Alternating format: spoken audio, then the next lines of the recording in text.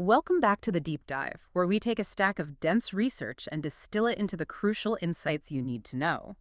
Today, we are talking about your brain's fuel economy, and the opening statistic is, well, it's truly shocking. It really is. It's the ultimate power consumption mystery. The adult brain is tiny. It accounts for only about, 2% of your total body weight. Right, just 2%. Yet it ruthlessly demands 20 to 23% of the body's entire energy supply, 24 hours a day, 7 days a week. This massive overhead. I mean, think about it this way. Your brain is running a supercomputer that uses more power than all the other organs in your head, neck, and chest combined. Exactly. And our deep dive today focuses on what happens when the fuel delivery system for that supercomputer starts breaking down, particularly as we age and, especially in conditions like Alzheimer's disease. Precisely.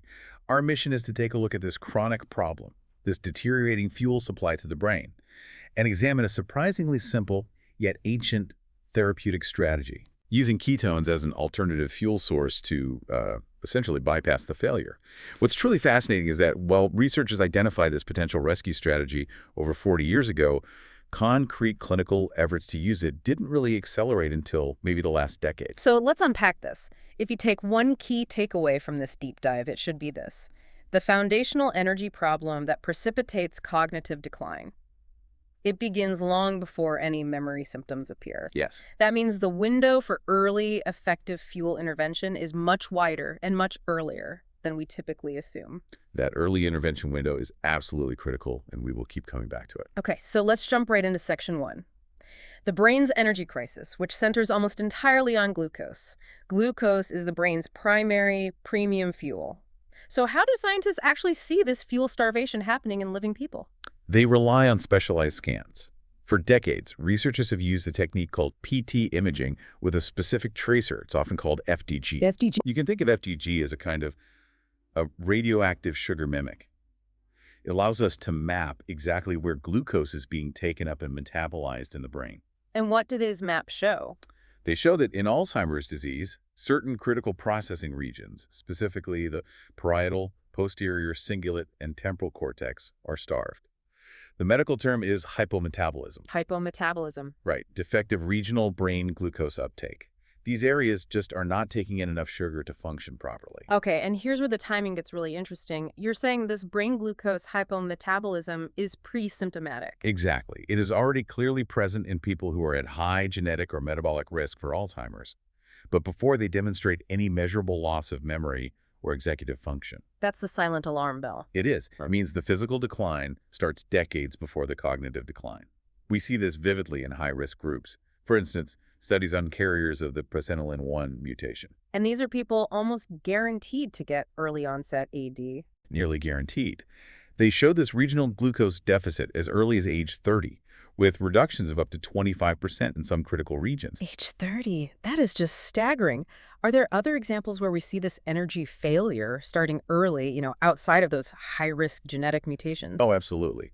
The problem is also visible in young adults who carry the amyloidoprotein E4 gene, which is a major risk factor for AD. They show deficits around 9 to 11%. So still significant. Very. And even more broadly, studies on young women around age 25 who have mild insulin resistance linked to polycystic ovary syndrome, or PCOS, also display this early hypometabolism. The message is just crystal clear. The inability of the brain to properly metabolize glucose is an early systemic marker of risk. So even if you feel cognitively robust, if you have these risk factors, your brain might already be struggling to maintain that 20% energy demand. And speaking of which, does just normal aging itself contribute to this energy crisis? It does, even when we control for cognitive health. When researchers compared cognitively healthy older adults, say 65 and up, to healthy younger controls around age 26, they found the older group's global brain glucose uptake was approximately 9% lower. Almost 10% less fuel just as a function of aging. And that deficit isn't evenly distributed. It hits the frontal cortex hardest, the area for complex tasks and planning, showing about a 14% drop. The caudate, involved in motor control and learning, sees an 18% lower uptake. It's an escalating regional fuel shortage. And the sources describe this failure as locking the brain into a vicious cycle of starvation. Can you walk us through the steps of that cycle? Because it sounds self-perpetuating. It is a terrible feedback loop. It begins with chronic brain glucose hypometabolism, so low glucose uptake and slow processing. or glycolysis. Step 1. Right. Because the brain is getting less fuel, it starts generating less ATP and fewer neurotransmitters, leading to deteriorating function. That leads to step 3, measurable cognitive decline, like memory loss and executive function issues. And the final self-defeating step. The brain's function is now reduced, meaning its energy demands are naturally lower. This reduced demand for glucose then further accelerates the metabolic deterioration. It's a downhill slide where the slowdown itself causes more slowdown. It just digs a deeper energy hole. And to make matters worse, we have this metabolic link, insulin resistance, which is incredibly common in aging, and it makes this a double jeopardy situation. So how does insulin resistance actively block the brain's ability to find alternative fuel? Mild insulin resistance dramatically increases AD risk, and here's the key metabolic connection. When you have chronically high insulin levels or hyperinsulinemia, it actively suppresses the body's normal ketogenic response. So if you can't get glucose, the body should naturally start making and using ketones. But if you are insulin resistant, the body says, no, we still have insulin, so don't bother creating the backup fuel. Wow. So the aging brain is deprived of sufficient glucose, its primary fuel, and the mechanism that should kick in to generate its backup fuel is inhibited by the same metabolic failure. The fuel lines are cut, and the emergency generator is locked down. A perfect storm. This brings us perfectly to section 2 and the key to the bypass strategy: ketones. If glucose is failing, ketones are the essential alternative fuel source. For those who aren't familiar, let's simplify. If glucose is premium jet fuel, what makes ketones the perfect backup? And why can't the brain just use fat like the rest of the body? That's an excellent way to frame it. Most organs can burn fatty acids as a backup fuel, but the brain is special. It has the blood-brain barrier, which prevents most long-chain fatty acids from crossing in high enough quantities. Right. Ketones, primarily a feed hydroxybutyrate, or HBA, and acetoacetate, are small, water-soluble molecules derived from fat breakdown in the liver. And they are the only significant alternative fuel the brain can use when glucose is insufficient. And this reliance on ketones isn't some modern nutritional trend. It's baked right into our biology from the very beginning. Absolutely. It has a strong evolutionary and physiological foundation. I mean, look at human infancy. Ketones are critical for early brain development, not just as a fuel, but as a substrate, a building block for synthesizing brain lipids. So we're born to use them. Exactly. Human infants are naturally in a state of mild ketosis thanks to the medium-chain fatty acids found in breast milk. The brain's dependency on this alternative fuel starts early in life.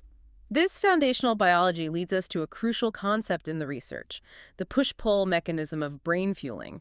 Can you explain that difference in transport? I love the push-pull analogy because it highlights why ketones are such an effective bypass. Glucose is pulled into the brain. Its uptake is proportional to metabolic demand.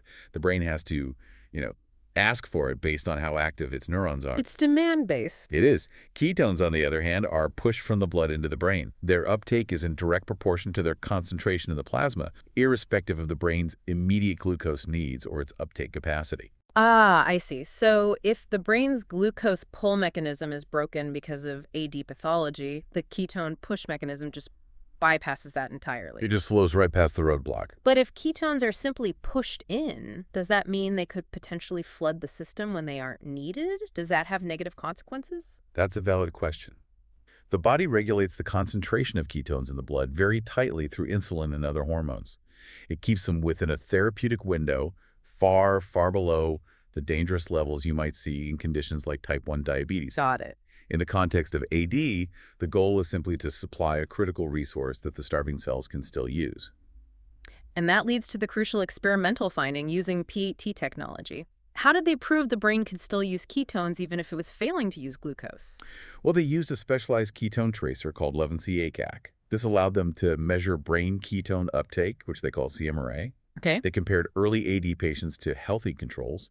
They confirmed that global glucose uptake, or CMRG, was significantly lower, about 14% lower in the AD group, as expected. Right. But crucially, the brain ketone uptake, the CMRI, was not significantly disrupted, not globally, not regionally. So the glucose switch was off, but the ketone switch was still functional. Exactly. The conclusion is extremely powerful, and it really forms the physiological rationale for all keto therapeutics.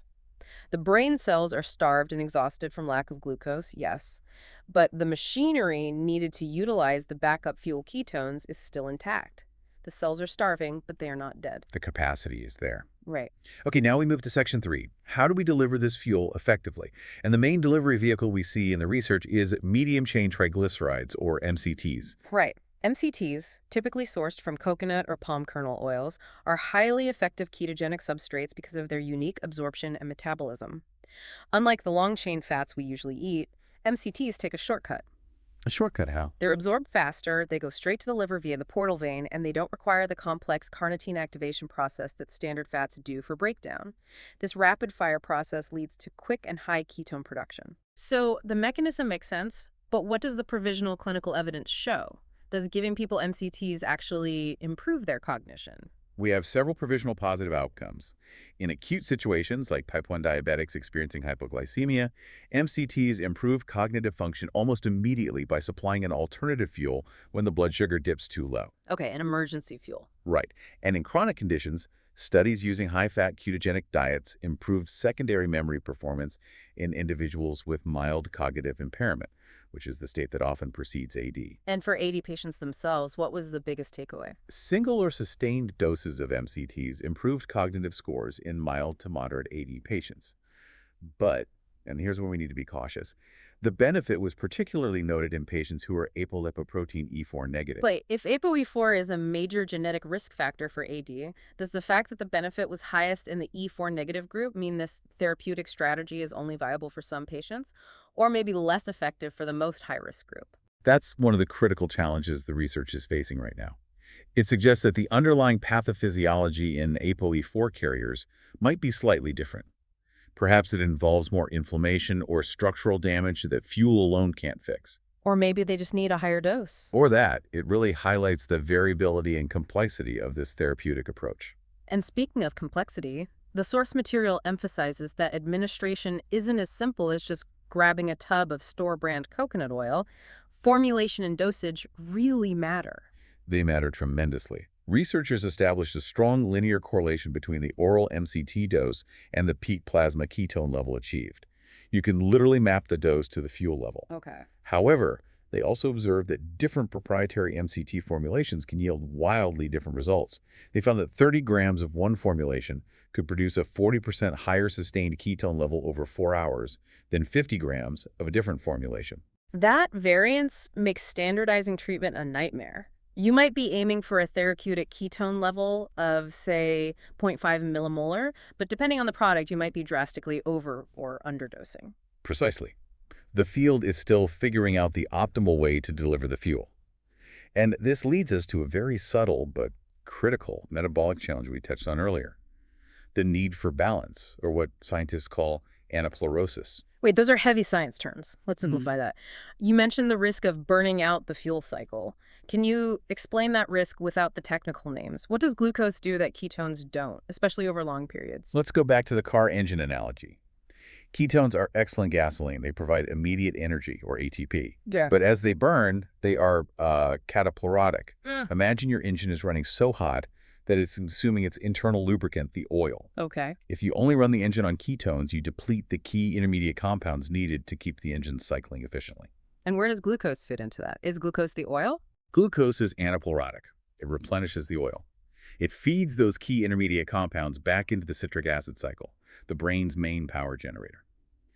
If the brain is forced into chronic, sustained, high-level ketosis without that replenishment, you risk exhausting the cycle, which can also deplete precursors for key neurotransmitters like acetylcholine and GABA. Which means you solved the energy problem, but potentially created a neurotransmitter problem. You need a delicate balance. That's why researchers are investigating modified MCTs, such as triheptanoin, which have an odd number of carbons. They're both ketogenic and anaplerotic, potentially offering the best of both worlds. Okay, so we've spent most of our time discussing the brain's specific, localized energy crisis in AD. Let's zoom out. If the brain is failing to get 20% of the body's fuel, it must have developed some incredibly smart ways to save power over millions of years of evolution. How does the nervous system manage its energy budget on a fundamental evolutionary engineering level? This is a fascinating bridge. If we connect this energy crisis to the bigger picture of evolution, we realize that the design of the entire nervous system is subject to the same energy constraints. Neural function is always a compromise between the rate of information processing and the energy consumed. That was a trade-off. Always. Nature chose the system that was good enough for survival, not necessarily the fastest or the most data-rich. And this compromise is most visible in how signals are transmitted, using both analog and digital signaling, right? Precisely. For local short-distance processing, the brain uses graded analog signals like turning a dimmer switch. These are very power efficient, especially when the signal quality is low. But for robust long-distance messages, the brain switches to all-or-nothing pulses, the digital action potentials, or APs. That conversion from the dimmer switch, the analog, to the on-off pulse, the digital, Yeah. that sounds expensive. It carries a severe twofold cost. First, action potentials are particularly energy intensive. Studies show that gradient potentials, the analog signal, consume almost an order of magnitude less energy per second than firing a stream of digital spikes. The jump in energy use is massive. If it costs 10 times the power, why do it at all? Why not just stick to the efficient analog signal? That's because of the second cost, information capacity. Converting graded analog responses to pulsable digital spikes causes the raw information rate to drop by an entire order of magnitude. You lose data. A lot of it. The system sacrifices information density and efficiency because the digital pulse offers incredible robustness over long distances. It ensures the signal gets to its destination reliably, even if it costs more power. So the brain is willing to spend extra energy and lose information just for reliability, which is a very real engineering decision. But the sources also point to a highly counterintuitive way the brain saves energy: balance. This is where the efficiency gets truly elegant. You would think that receiving excitatory input, telling a neuron to fire, and inhibitory input, telling it to quiet down simultaneously, would be wildly inefficient. Right, because you're spending energy on opposing currents. You are. However, studies show that receiving matching levels of excitatory and inhibitory input leads to better results. Better how? Higher mutual information rates and lower total energy consumption compared to inputs that are purely excitatory or purely inhibitory. Oh. It sounds crazy, but this balance allows the neuron to perform precise, low-number spiking. It's firing only when absolutely necessary. It optimizes metabolic efficiency for complex cortical computation. So the starving brain we discussed earlier, it's starving despite being designed for incredible power efficiency at the most fundamental level of signaling. It means the metabolic failure we see in AD is an overwhelming systemic issue, disrupting a system that is already optimized to run on the tightest possible energy budget. This has been a true deep dive, moving from the tiny molecules that fuel individual brain cells, glucose and ketones, to the vast, energy-efficient engineering of the entire nervous system. We've established that the brain's unique energy starvation problem in AD is initiated by pre-symptomatic glucose failure, and that the physiological solution lies in ketones, which function as a powerful push fuel that bypasses the broken glucose system. And we also explored the challenges of delivering that fuel effectively via MCTs and the critical need to balance the system through anaplerosis. Right, and we wrapped up by seeing that the brain itself is a marvel of energy efficiency, designed to compromise between speed and cost, choosing digital spikes for robustness even though they are power hogs. So to leave our listeners with a final provocative thought that connects back to this theme of energy constraint, where do we go from here? We focused on fuel delivery, but we must also consider the competitive energy drain posed by the immune system. What kind of competitive drain? Well, when we age, we often develop chronic, low-grade inflammation. It's known as immunosenescence. An activated immune system is an enormous energy sink. Okay. And since energy intake in older people is often limited or declining, chronic systemic inflammation essentially competes with the brain for that fixed energy budget. This competition exacerbates the existing brain energy deficit, pushing the brain closer to exhaustion and increasing AD risk. So tackling the brain's fuel problem isn't just about delivering more energy, it's also about reducing the energy competition from the rest of the body. Precisely. It suggests that if we can tackle chronic systemic inflammation and reduce the competitive drain, in addition to direct fuel interventions, we might dramatically reduce the overall risk of the brain fuel exhaustion that leads to cognitive decline. That connection between immunology and metabolism is, I think, the next great frontier in protecting our brains.